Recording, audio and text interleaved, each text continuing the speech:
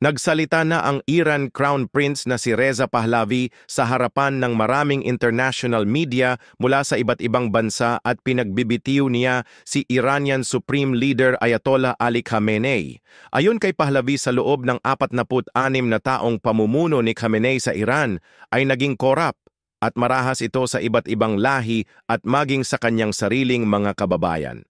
Sinabi pa niya na nag-collapse ang ekonomiya ng Iran para lang bigyan ng prioridad ang paggawa ng plantang nuklear para paghandaan ang pakikipagdigma nito sa ibang mga bansa. Ayon pa sa kanya, naging diktador din ang pamunuan ni Khamenei kung kaya't nawalan ng kalayaan ang kanilang mga kababayan.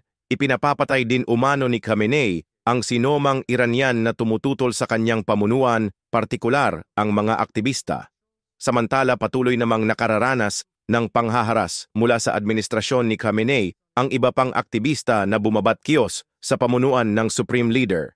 Hindi umano sang-ayon ang Iran Crown Prince sa pagkakaroon ng nuclear weapon ng kanilang bansa dahil mapanganib ito sa mga tao, partikular sa kanilang mga kababayan.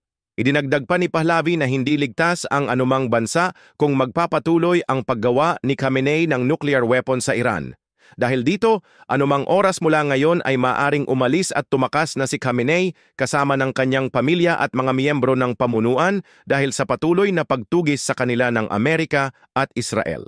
Tiniyak naman ni Pahlavi na bubuo na sila ng grupo na kinabibilangan ng mga propesyonal, aktivista, guro at magagaling na mamamayan ng Iran para sa pagbuo ng bagong Iran na pamumunuan niya na tunay na magsusulong ng demokrasya para sa kapakinabangan ng mamamayan ng kanilang bansa. Matatandaan noong Hunyo 13, dulot Disento 2025, sinimulan bombahin ng Israel ang nuclear plant sa Tehran, Iran at ikinamatay ng military officials at mga scientist nito na sinundan pa ng pambobomba ng 3 B-2 Spirit stealth bombers ng Amerika.